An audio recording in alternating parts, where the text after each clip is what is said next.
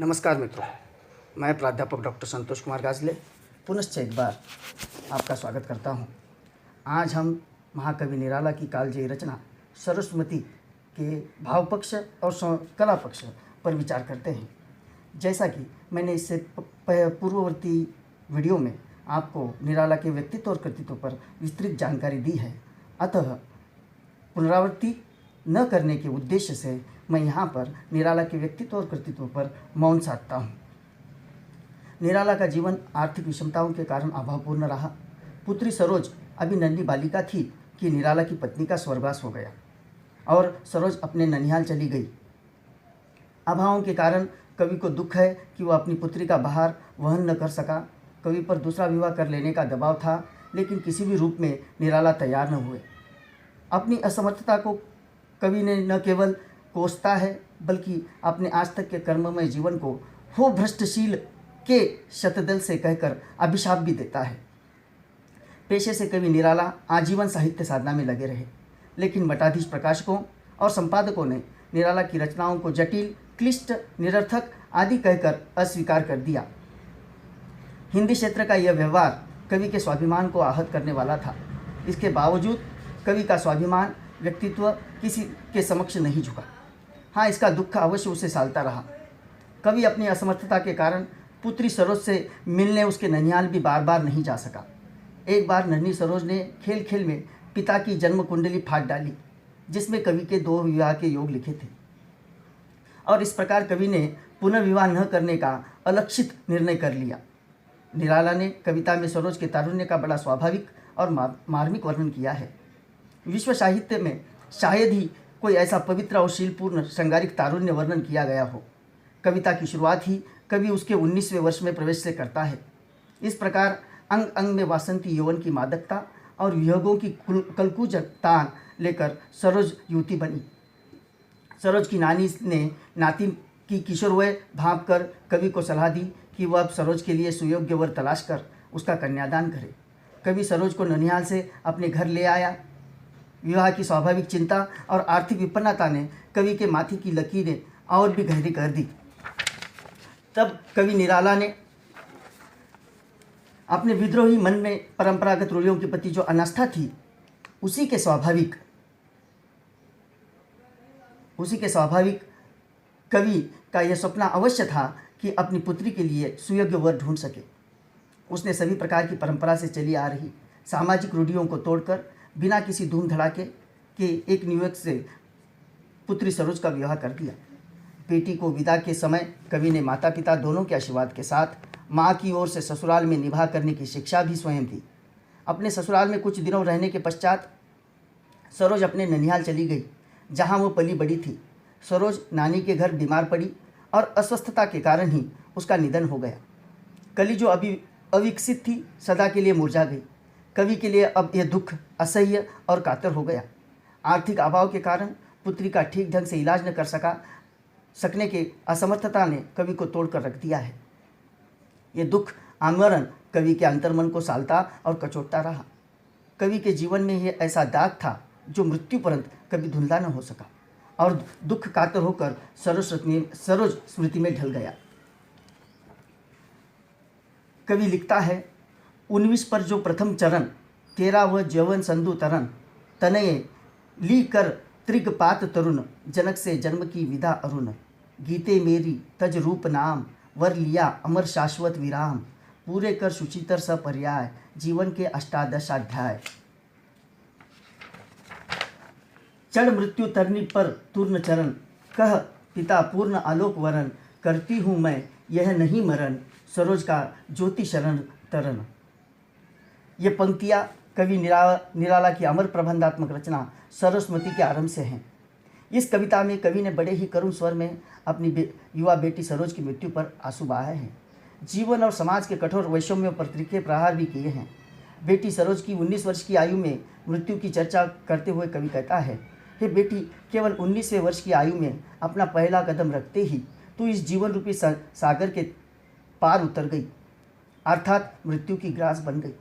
हे बेटी, अपने भरे यौवन काल में ही अपने पिता से सदा सर्वदा के लिए विदाई लेकर अपने नयन मूसी तू चल बसी ओ मेरी गीते, समस्त भौतिक नाम और रूपों के बंधनों को तोड़कर तुमने शाश्वत अमर मृत्यु का वर्ण कर लिया है।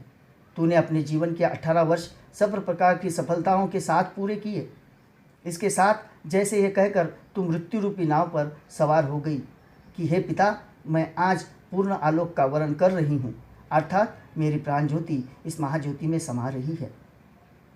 इससे आप अपनी सरोज की मृत्यु नहीं बल्कि मुक्ति के लिए अमर ज्योति की शरण में महाप्रयाण या महाप्रस्थान समझें। अशब्द अधरों का सुना भाष, मैं कवि हूँ पाया है प्रकाश। मैंने कुछ रह निर्भर, ज्योतिष तरना के चरणों पर। जीवित कविते शतशर जर्जर, छोड़कर पिता को पृथ्वी पर।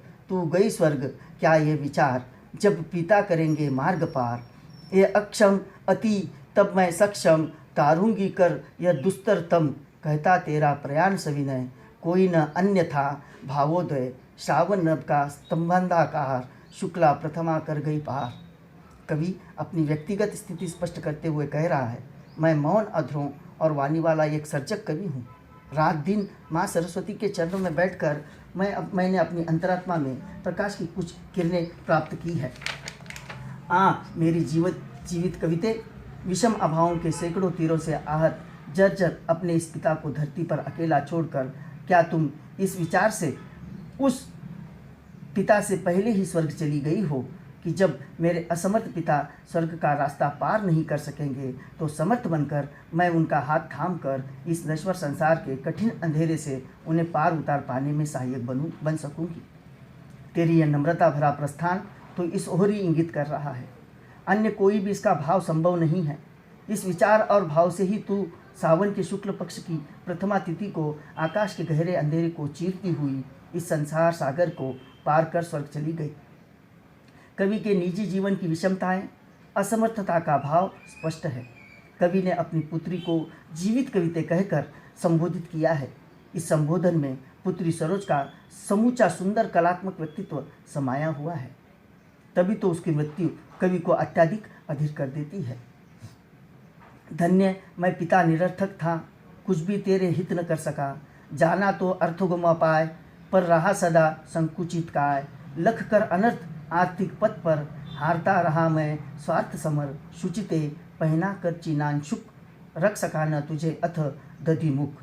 शीन का न छीना कभी अन्न, मैं लख न सका वे दृग विपन्न। अपने आंसुओं अतः बिंबित, देखे हैं अपने ही मुखचित। वो धन्य भागिनी पुत्री, मैं तुम्हारा पिता धनहीन होने के कारण असमर्थ और व्यर्थ ही था, अतः तुम्हारे लिए जीवन में कुछ भी कर पाने में समर्थ नहीं हो सका। धन कमाने के उपाय क्या है ये जानते हुए भी मैं उस रास्ते पर अपने आप को कभी चला नहीं सका। उस राह पर चलने में मेरा संकोच हमेशा बाधक बनता रहा। धन कमाने की राह पर अनेक प्रकार के अनर्थ अर्थात अन्याय और अत्याचार देखकर मैं सदा अपने स्वार्थों की पूर्ति के संघर्षों में हारता ही रहा। तभी तो मैं तुझे न तो रेशमी वस्त्र ही पहना सका और न दूध दही खिलाकर प्रसन्न मुख ही रख सका। अपने जीवन में मैंने कभी भी किसी गरीब के हाथों से अन्न छीनने की कोशिश नहीं की। किसी भी दुखी की आंखों में विपन्नता या दुख का भाव मैं देखकर सहन नहीं कर सका। मैंने तो अपने ही मुख और हृदय को आंसुओं से छाया हुआ इस जीवन दर्पण में देखा है। भाव यह है कि स्वयं अभावों में पलकर भी मैंने जीवन में कभी किसी का अधिकार नहीं छीना, स्वार्थ नहीं पाला। यही मेरी दुर्बलता है। कवि के व्यक्तित्व, स्वभाव और दुर्बलताओं की एक स्पष्ट झलक यहाँ मिलती है। सोचा है नत हो बार बार, ये हिंदी का स्नेहोपार। यह नहीं हार मेरी भास्वर, यह रत्नाहार लोकोत्तर वर। अन्यथा जहाँ है भाव शुद्ध, साहित्य कला कौशल प्रबुद्ध। है दिए हुए मेरे प्रमाण, कुछ वहाँ प्राप्ति को समाधान। पार्श्व में अन्य रख कुशल हस्त, गद्य में पद्य में सभा समाभ्यस्त। हिंदी प्रेम के कारण कवि कहता है, मिलने वाले अनादर को वर्णन करते हुए वो कह रहा है, मैंने अनेक बार झुककर अर्थात नम्रतापूर्वक सोचने का प्रयत्न किया है कि मैं साहित्य सृजक बनकर जो उपेक्षा, आर्थिक विषमता, अपमान आदि भेंट के रूप में स्नेह से दिए गए हैं, वे सब मेरी हार के परिचायक नहीं हैं, बल्कि एक उज्ज्वल अलौकिक रत्नहार के समान हैं, जिन्हें पाकर मैं इस विषमता में भी प्रसन्नता का अनुभव कर रहा हूँ। जहाँ साहित्य और कला के शुद्ध भाव, जागृत भाव विद्यमान हैं, वहाँ मेरी भी तो कुछ योगदान, कुछ देन है। गद्य और पद्य दोनों क्षेत्रों में अभ्यस्त मेरी लेखनी की कुशल कला जीवन में धन आदि की प्राप्ति कर अपनी दीनता का समाधान भी कर सकती है, पर मैं अपने सृजन कार्य को पेट पालन का साधन नहीं बनाना चाहता हूँ। यही मेरी व्यवस्था है, अन्य कुछ भी नहीं। निराला का आत्मविश्लेषण चित्कार स्पष्ट है, उसकी असमर्थता भी यहाँ व्यक्त हुई है। देखे वे हंसते हुए प्रवर, जा रहे देखते सदा समर, एक साथ जब शतघात पूर्ण, आते थे मुझ पर तुले पूर्ण, देखता रहा मैं खड़ा अपल, वह शरक्षेप व रण कौशल, व्यक्त हो चुका चित्कारोत्कल, क्रुद्ध युद्ध का रुद्ध कंठफल, और भी पलित होगी वह छवि, जागे जीवन जीवन का रवि, लेकर कल तुलिका कला, देखो क्या रंग भरती विमला, वांछित उसकी लांछित छवि पर फेरती स्नेह की कुची भर। वे विशिष्ट वीर जी मेरे जीवन संघर्ष को हमेशा हंसते हुए देखते रहे। अब देखें, मेरे जीवन पर जब एक साथ ही अभावों के सैकड़ों तीखे तीर आकर चोट किया करते थे, अर्थात एक के बाद एक दुख आकर मुझे घेर लिया करते थे, तो मैं चुपचाप एक टक खड़ा उन्हें निहारा करता था। अतः अब ये जीवन रंग की कुशलता के प्रतीक तीर मेरे लिए चिर परिचित बन गए हैं। मैंने अपनी वेदना के कलात्मक चित्कार में, अर्थात करुण काव्य में उस सब को प्रकट कर दिया है, पर मेरा क्रुद्ध संघर्ष भी मेरा कुछ कर या बिगाड़ नहीं सका है। उसका अपना ही कंठ अवरुद्ध होकर रह गया है। सदा यही सोचकर मैंने अपना संघर्ष जारी रखा और दुख सहे कि इस सब से जीवन में और भी अधिक निखार आएगा, नवस्फूर्ति और प्रेरणादायक सूर्योदय होगा। वो देखेगा कि इन दुखद क्षणों में भी मेरे जीवन में तुलिका से कौन सा रंग भर जाता है। आर्थिक वैषम्य से दूषित इस जीवन के चित्र में मेरे चाहे विकास का अपने स्नेह की तुलिका फेर कर वो मुझे सफलता असफलता क्या प्रदान करती है, मुझे देखना है। कवि की आस्था दुखद स्थितियों में भी विशेष दर्शनीय है। कवि का आत्मविश्वास हर स्थिति में अदम्य है। अस्तु मैं उपार्जन को अक्षम कर नहीं सका पोषण उत्तम, कुछ दिन को जब तू रही साथ, अपने गौरव से झुका मात, पुत्री भी पिता ध्येय में स्थिर, छोड़ने के प्रथम जीर्ण अजीर, आंसू सजल दृष्टि की छलक, पूरी न हुई जो रही कलक, प्राणों की प्राणों में दबकर, कहती लघु लघु उसास में भर, समझता हुआ मैं रहा देख, हटती भी पथ पर दृष्टि टेक। अपनी धन कमाने की असमर्थता को स्वीकार करते हुए कवि कह रहा है, मैं ये मानता हूँ कि धन कमाने में असमर्थ रहने के कारण मैं तुम्हारा ठीक प्रकार से पालन पोषण नहीं कर सकता। जब तू कुछ दिनों के लिए मेरे साथ रही तो मेरा माथा अपने ही गौरव से झुका रहा। मैं ये सोचकर अपने को गौरवहीन सा अनुभव करता रहा कि पुत्री भी पिता के घर में स्थिर होकर रह रही है।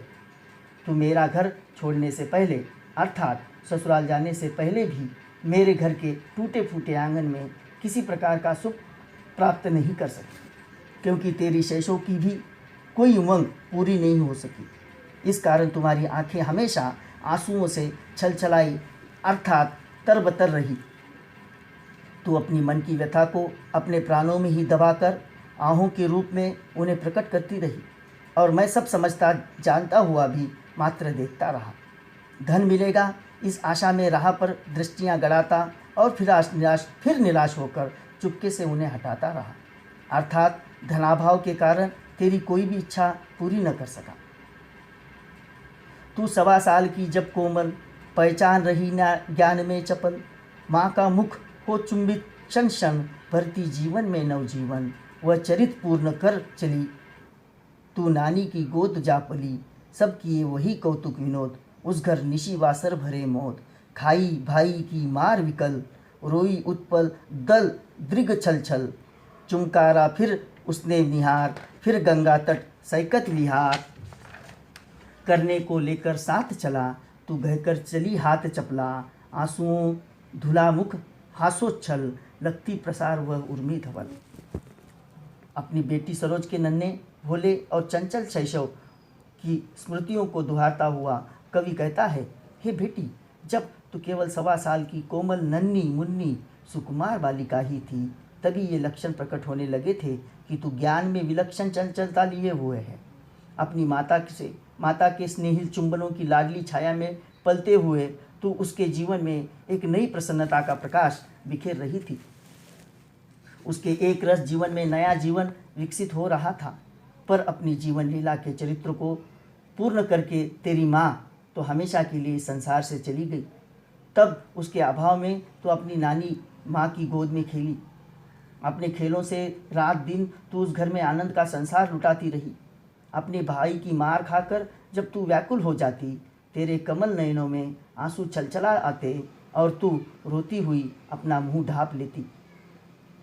तब तुझे देखकर तेरा भाई फिर तुझे प्यार से पुचकारने लगता और तुझे गंगा तट की रेती पर घुमाने के लिए ले जाता। तू भी उसका हाथ पकड़कर उसके साथ बिजली सी चमकती किलकारी चल देती थी। तेरी आंसुओं से धुले मुख पर हंसी की उज्जवल लहरें देखकर मानो गंगा भी अपनी उजली लहरों का प्रसार तुझी में निहारने लगती थी। अंतिम पंक्तियों में उत्प्रेक्षा अलंकार का सुंदर प्रयोग निराला ने किया है। बचपन के खेलों का स्वाभाविक वर्णन होने के कारण पूरे पद्य में स्वभावोक्ति अलंकार दिखाई देता है।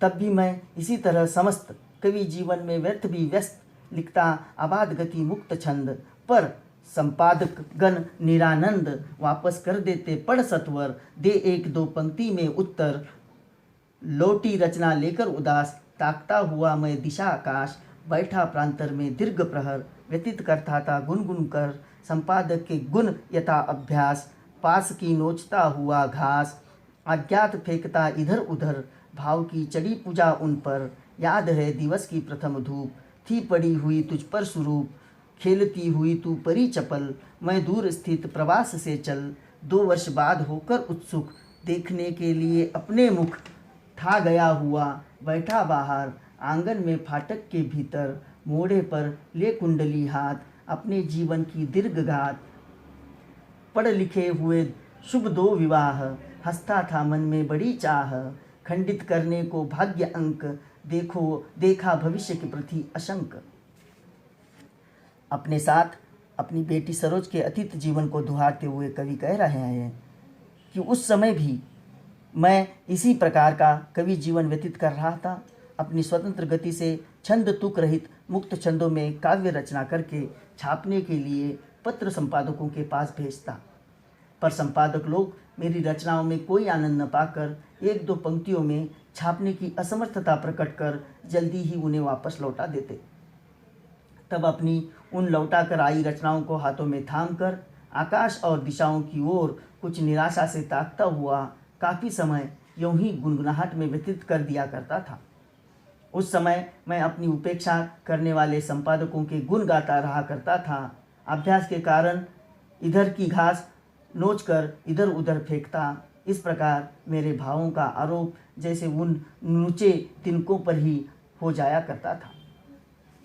हे बेटी, तुझे याद होगा कि उस दिन पहले पहर की सुंदर धूप तेरे सुंदर शरीर पर पड़ रही थी। अपने खेतों में निरत चंचल परी के समान तू अपने सौंदर्य स्वरूप को प्राप्त कर रही थी। तब मैं कोई 2 वर्षों के बाद तुझे देखने के लिए दूर से चलकर तेरी नानी के घर आया हुआ था।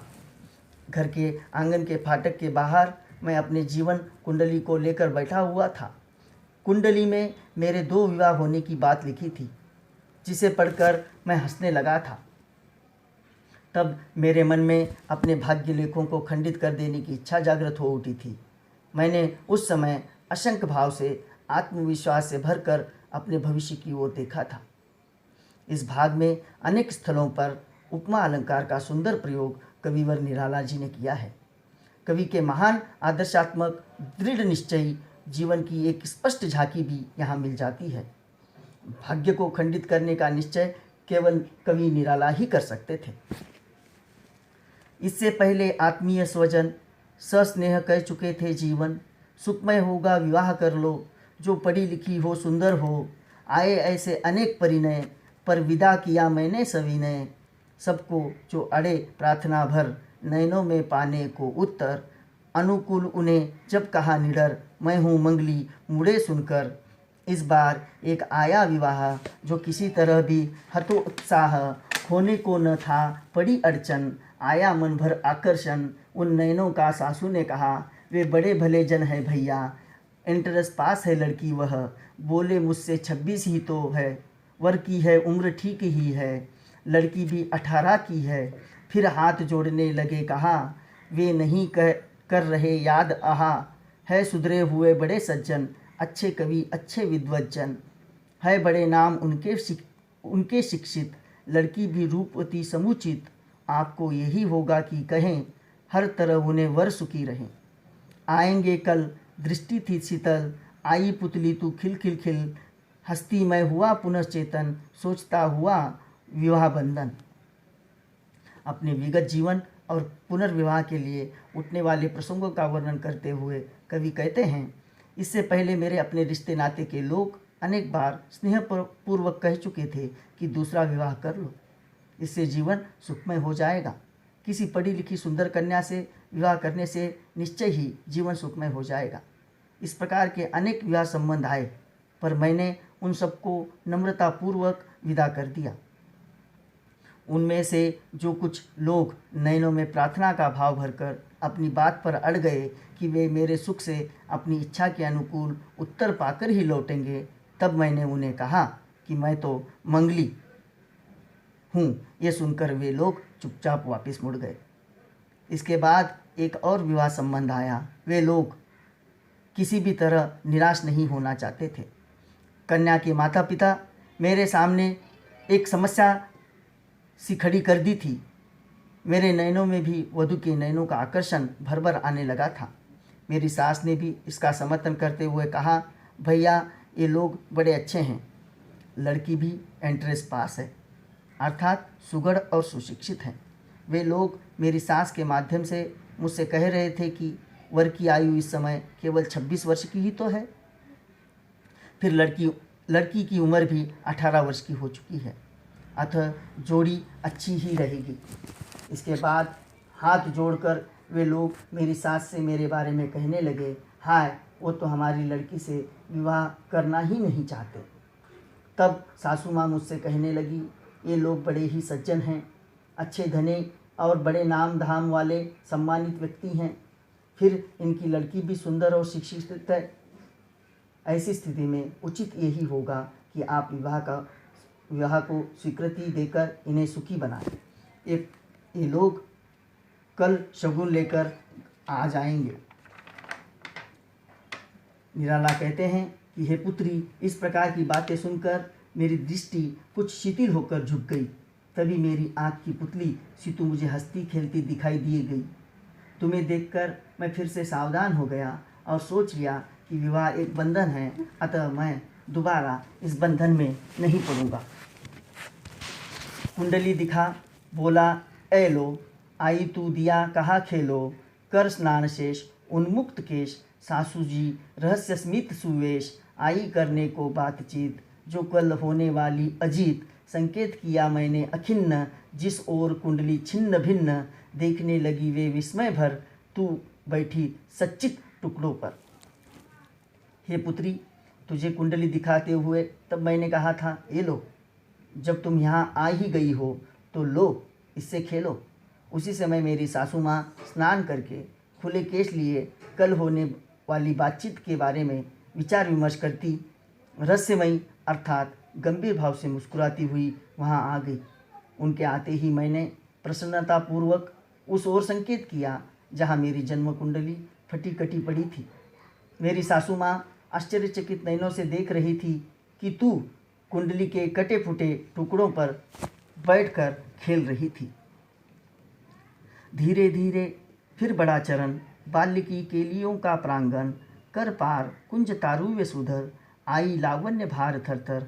कापा कोमलता पर स्वस्वर, जो मालकोश तप वीणा पर। नैश स्वप्न जो तू मंद मंद, फूटी उषा जागरण छंद। कापी भर निज आलोक भार, कापा वन कापा दिक प्रसार, परिचय परिचय पर खीला सकल, नभ पृथ्वी द्रुम कली किसलय दल, क्या दृष्टि अतल की सिक्त धार, जो भोगावती उठी अपार, उमड़ता ऊर्ध्व का कल सलील, जल टलमल करता नील नील, पर बंधा देह के दिव्य बांध, छलकता दृगों से साध साथ। कवि कहता है, इसके बाद हे पुत्री, धीरे धीरे तेरे चरण शैशव से निकलकर जवानी की ओर बढ़ते गए।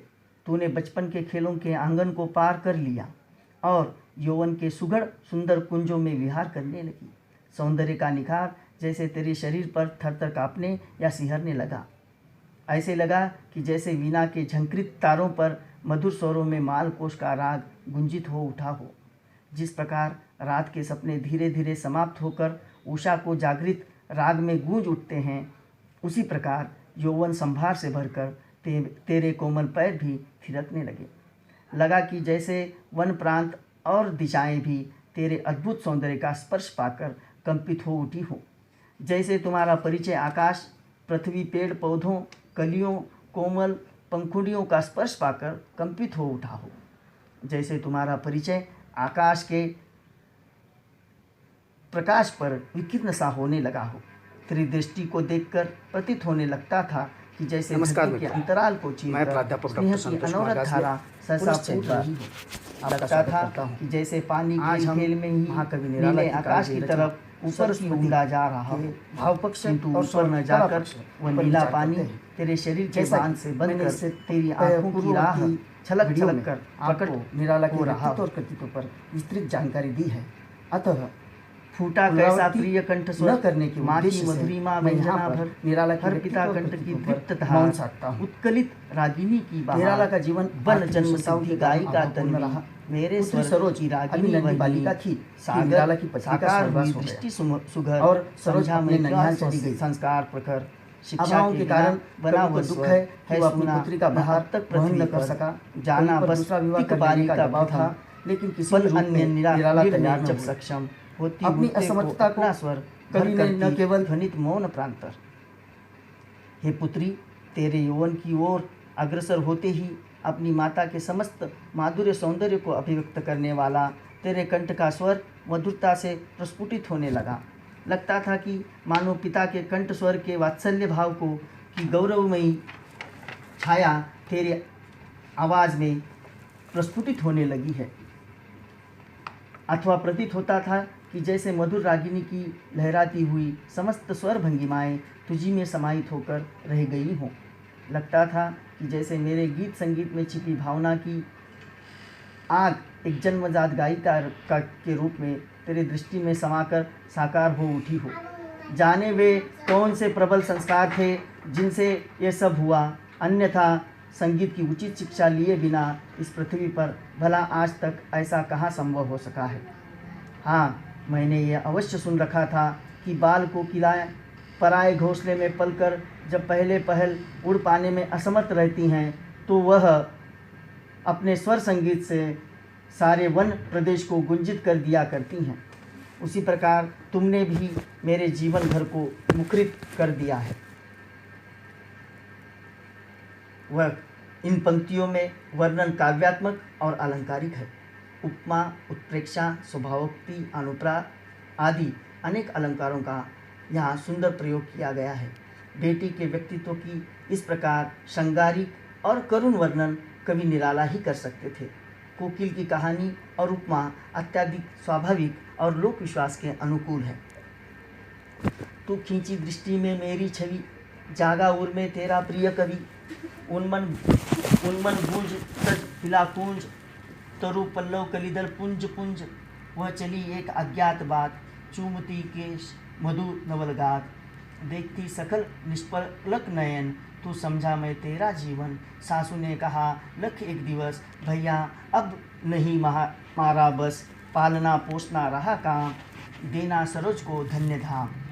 सूची वर के कर कुलीन लख कर, है काम तुम्हारा धर्मोत्तर, अब कुछ दिन इसे साथ लेकर अपने घर रहो ढूंढ कर वर, जो योग्य तुम्हारे करो ब्याह, होंगे सहाय हम सहोत्साह। तू सौंदर्य की साकार प्रतिमा बनकर मेरी दृष्टि में मेरे ही रूप में उतर आई। मुझ कवि की कल्पना में तेरी छवि समाकर साकार हो उठी। इससे मेरा हृदय रूप कुंज भावनाओं के कलरव से लहलहा उठा। तेरे सुंदर केशों को चूमकर पेड़ पौधों, पत्तों और फूलों की पंक्तियों में एक अनजानी प्रेरणा बनकर तेरे तरुण शरीर को देखते हुए अपलक या एकटक नयनों को देखकर जैसे प्रवाहित होने लगी। इस सब से मैंने तेरे जीवन के गरिमा गौरव को भला प्रकार पहचान लिया। तभी एक दिन सासू माँ ने मुझे लिख भेजा, भैया सरोज को पालना पोसना अब आगे हमारे वश की बात नहीं रही।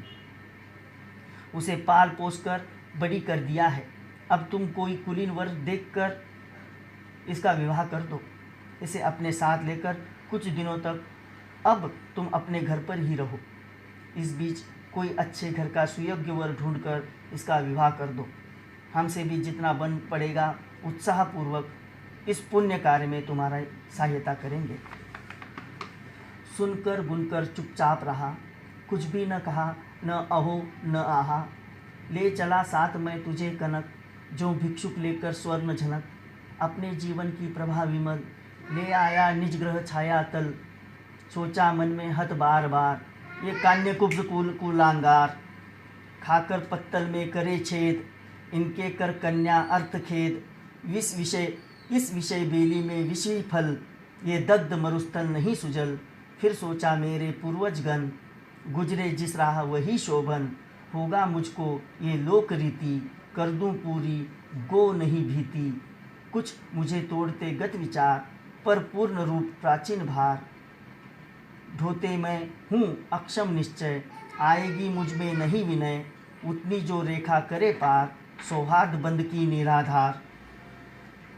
कवि निराला पुत्री सरोज की विवाह पूर्व की घटनाओं का स्मरण करते हुए सासू माँ का पत्र मिलने के बाद अपनी मनस्थिति के बारे में कहता है। सासू माँ के पत्र की बातें सुन और विचार कर मैं चुपचाप ही रहा। मैंने हाँ ना कुछ भी नहीं कहा। जैसे भिखारी सोना मिलने पर उसे लेकर चुपचाप चल देता है, उसी प्रकार मैं तुम्हें लेकर चल दिया। मुझे ऐसे लगा कि जैसे तेरे रूप में निर्मल प्रकाश की एक ज्योति को अपने घर की छाया में ले आया हूँ।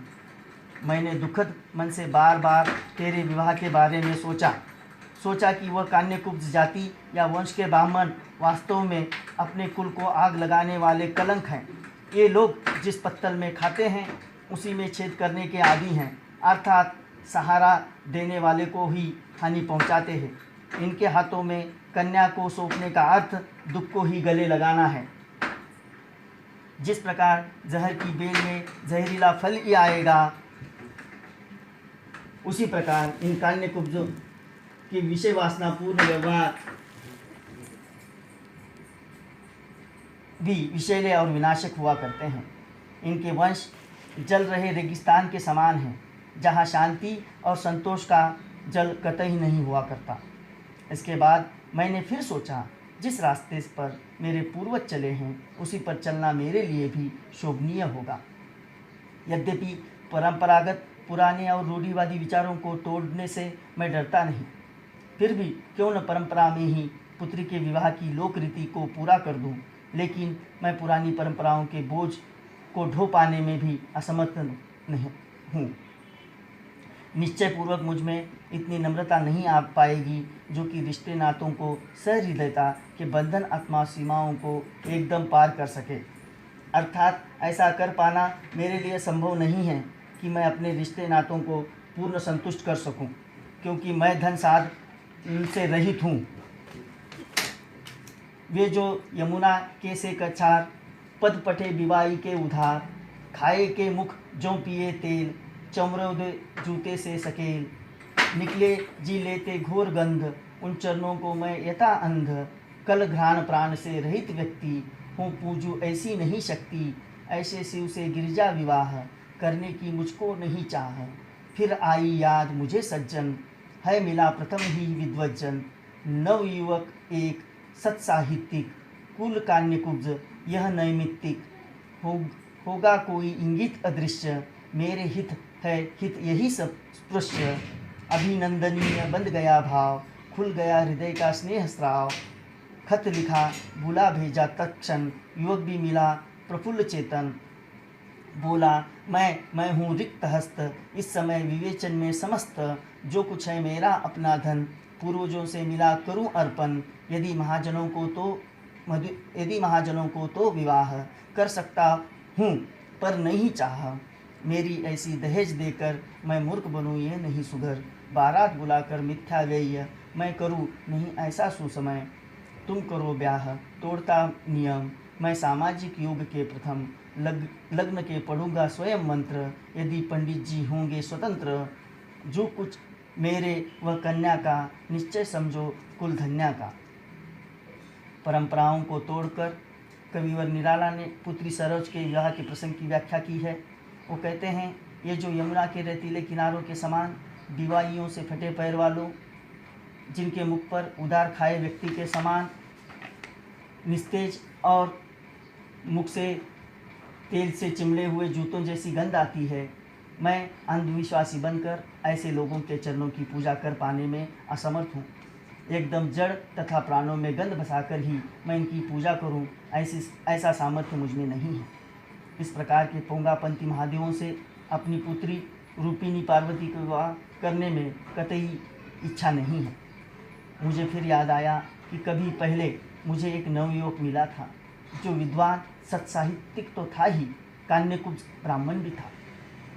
वास्तव में वह किसी अदृश्य शक्ति के संकेत और दैवी कारण से ही मुझे मिला था। अतः अपनी भलाई के लिए वही वंदनीय या स्वागत योग्य था। उस युवक का विचार मन में दृढ़ हो गया। मेरे हृदय का सारा स्नेह उस युवक के प्रति सहसा उमड़कर प्रवाहित हो उठा। फिर क्या था, पत्र लिखकर मैंने उस युवक को बुला लिया। वह युवक भी आकर अत्यधिक प्रसन्न मन से मुझे मिला।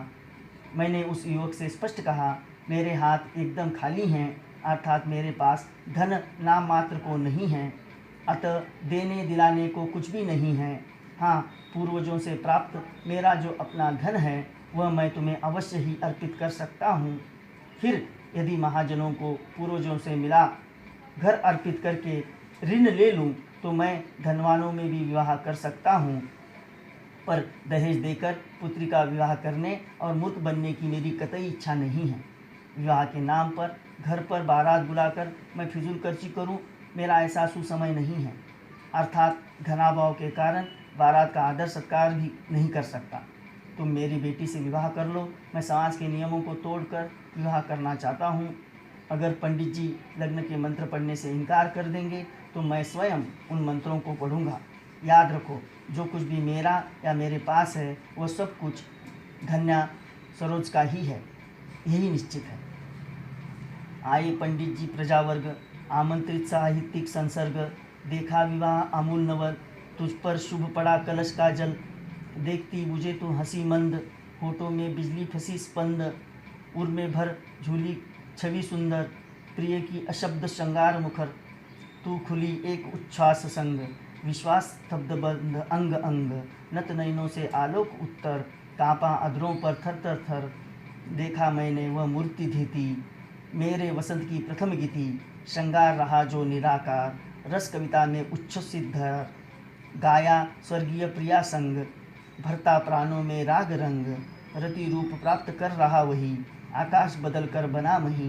हो गया ब्याह आत्मीय स्वजन, कोई थे नहीं न आमंत्रण। था भेजा गया विवाह रात, बर रहा न घर निशी दिवस जात। प्रिय मौन एक संगीत भरा, तब जीवन के स्वर पर उतरा। माँ की कुल शिक्षा मैंने दी, पुष्प सेज तेरी स्वयं रची। सोचा मन में वह शकुंतला, पर पाठ अन्य है अन्य कला। कुछ दिन रह ग्रह तू फिर समोद, बैठी नानी की स्नेह गोद। मामा मामी का रहा प्यार, भर जलद धरा को जो आपार। यही सुख दुख में रहे न्यस्त, तेरे हित सदा समस्त व्यस्त। वह लता वहीं की जहाँ कली, तू खिली स्नेह से हिली पली। अंत भी उसी गोद में शरण, ली मूंदे दृग वर महामरण। अपनी पुत्री सरोज के निराडंबर विवाह और वैधव्य की करुण कहानी बताते हुए निराला कहते हैं कि हे पुत्री, तेरा विवाह लग्न के मंत्र पढ़ने के लिए पंडित जी भी आए। अन्य आमंत्रित साहित्यिक मित्रगण एवं दूसरे लोग भी प्रसन्नता से आए। उन्होंने तुम्हारे एकदम नवीन ढंग से होने वाले विवाह को देखकर उसका साक्ष्य भरा, जिससे तुझ पर जैसे शुभ कुंभ का जल पड़ा। यह सब होते समय तू मेरी ओर देखकर होठों में मंद मुस्कुराई, जिसे देखकर लगा जैसे तुम्हारे होठों में बिजली की धड़कनें काँप गई हों। श्रृंगार तेरे उस व्यक्तित्व में मुखरित हो गया। परिणाम स्वरूप एक मधुर भाव की तरह तू खिलने लगी। लगता था कि जैसे तेरे प्रत्येक अंग में विश्वास का भाव नाचकर स्थिर हो गया हो। तेरी नम्रता से झुकी आंखों से प्रकाश उतरकर जैसे तेरे होठों पर थरथर काँपने लगा। उस समय मैंने तेरी सुशीलता और धीरज की उस मूर्ति के दर्शन किए, जिसे मैंने अपने जीवन के प्रथम वासंती प्रभाव में एक सुमधुर संगीत के रूप में देखा और अनुभव किया था। मैंने तुम में अपने उस श्रृंगार के दर्शन किए, जो कि मेरे काव्य के रस में हमेशा छुपा रहकर अपनी सहस्र रसधारा को छलकाता रहा करता है। वह गीत जिसे मैंने अपनी स्वर्गीय प्रीतमा के साथ मिलकर कभी गाया था, वह आज भी जैसे रति का रूप धारण करके इस समूचे विश्व में घूम विचर रहा है। जैसे वही रूप रस आकाश से बदलकर तेरे पार्थिव रूप में साकार हो उठा है। इस प्रकार हे पुत्री, तेरा विवाह कार्य संपन्न हो गया। उस अवसर पर रिश्ते नाते के लोग तो आए नहीं थे, फिर उन्हें कोई आमंत्रण या निमंत्रण भी तो भेजा नहीं गया था। अतः न तो तेरे विवाह के गीत ही घर में गूंजे और न रत जगे ही हुए। फिर भी जैसे एक मौन संगीत जीवन स्तर में समाकर इस धरती पर अवश्य छाया रहा। विवाह के अवसर पर माँ जो शिक्षाएं दिया करती है, तुम्हें वे सारी शिक्षाएं मैंने दी। इतना ही नहीं, तेरे लिए पुष्पसेज भी मैंने अपने ही हाथों से प्रस्तुत की। उस समय मेरे मन में आया कि तू मुझ कण्व ऋषि की बेटी शकुंतला है। यद्यपि तुझे शकुंतला जैसा पाठ नहीं पढ़ाया गया, तुम्हारे जीवन और यौवन की कलाएं भी शकुंतला से सर्वथा भिन्न ही हैं। विवाह के बाद कुछ दिन तूने आनंदपूर्वक मेरे ही घर में बिताए। उसके बाद एक बार तो अपनी नानी की स्नेहिल गोदी में जा बैठी। जिस प्रकार बादलों से धरती को पानी मिलता है, उसी प्रकार तुझे अपने मामा मामी का प्यार प्राप्त हुआ। सभी सुख दुख के वे ही तुम्हारे संगी रहे। वे लोग तेरी देखभाल में निरंतर लगे रहे। तेरी माँ रूपी ये लता भी तो वहीं तेरे ननियाल की थी, जहाँ तू सरोज बनकर खिली थी। उसने स्नेहलता की गोद में अंतकाल में भी तुझे शरण मिली। वहीं तू अपनी आंखें हमेशा के लिए बंद करके महाप्रस्थान कर गई, अर्थात स्वर्गवासी हो गई। मुझ भाग्यहीन की तू संबल, युग वर्ष बाद जब हुई विकल, दुखी जीवन की कता रही। क्या कहूँ आज जो नहीं कही, हो इसी कर्म में पर वज्रपात। यदि धर्म रहे नत सदा मात, इस पथ पर मेरे कार्य सकल। हो भ्रष्ट शीत के से शतदल, कंधे गत कर्मों का अर्पण। करता रहा मैं तेरा तर्पण। हे पुत्री, तू ही मुझ अभागे का एकमात्र सहारा थी। जो बात मैंने आज तक कभी किसी के सामने प्रकट नहीं की, आज 2 वर्षों के बाद तुम्हारी स्नेह स्मृति में व्याकुल होकर उसे प्रकट कर रहा हूँ। मेरे जीवन की कहानी तो बस दुखी रही है। मेरे समस्त कर्मों पर वज्रपात होकर भी मेरा सहस मानवीय धर्म बना रहे, यही इच्छा है कि नतमस्तक होकर मैं अपने इसी रास्ते पर हमेशा चलता रहूं। जैसे शीत ऋतु में कमल की पंखुड़ियां मुरझा जाती है, उसी प्रकार नमस्कार मेरा समूचा मैं प्राध्यापक डॉक्टर संतोष कुमार गाजले फिर भी पुनश्च एक बार अपने आपका स्वागत करता सभी विगत जन्मों आज के हम धर्म कर्म अर्पित महाकवि करके निराला की मैं काव्य तेरा रचना तर्पण करता हूँ। सरस्वती तुझे अपनी के स्नेहांजलि भाव पक्ष भेंट और करता हूँ। कला पक्ष पर विचार करते हैं। प्रस्तुत जैसा सरस्वती का सारांश कुछ इस शब्दों में व्यक्त किया जा वीडियो सकता में है कि आपको निराला के व्यक्तित्व और कृतित्व पर भावाभिव्यक्ति के विस्तृत कारण जानकारी दी ही है। निराला की अतः कविता पुनरावृत्ति सरस्वती न करने के उद्देश्य से मैं उनकी यहाँ दूसरी पर महत्वपूर्ण निराला के व्यक्तित्व लंबी और कविता कृतित्व सिद्ध पर होती मौन है। साधता हूँ। जिसकी रचना निराला का निराला जीवन ने आर्थिक अपनी युवा विषमताओं के पुत्री कारण सरोज की अभावपूर्ण मृत्यु रहा। के 2 वर्ष के पुत्री पश्चात सरोज की थी। अभी नन्ही बालिका सरस्वती में की निराला की पत्नी का जीवन स्वर्गवास हो गया संघर्ष का और अलग रूप सरोज में अपने ननिहाल चली गई। प्रकटीकरण या चित्रीकरण हुआ है। अभावों के कारण कवि को दुख है कि वह अपनी पुत्री का भार वहन न कर सका। टूट जाता कवि पर है। दूसरा विवाह कवि कर लेने ने का दबाव था, लेकिन किसी भी रूप में निराला तैयार कविता नहीं। में कवि ने अपनी कई जगह असमर्थता को अर्थाभाव के कवि कारण ने न पुत्री केवल का इलाज न कर पाने की खो या खेद व्यक्त किया है, अपने पेशे साहित्य कर्म को भी उन्होंने कोसा है। अंततः टूटकर बिखर जाने वाली त्रासदीमयी निराशा के विराट दर्शन प्रस्तुत कविता में होते हैं। निराला की यह रचना न सिर्फ हिंदी साहित्य जगत की बल्कि संपूर्ण भारतीय साहित्य की एक अमर रचना सिद्ध होती है। धन्यवाद।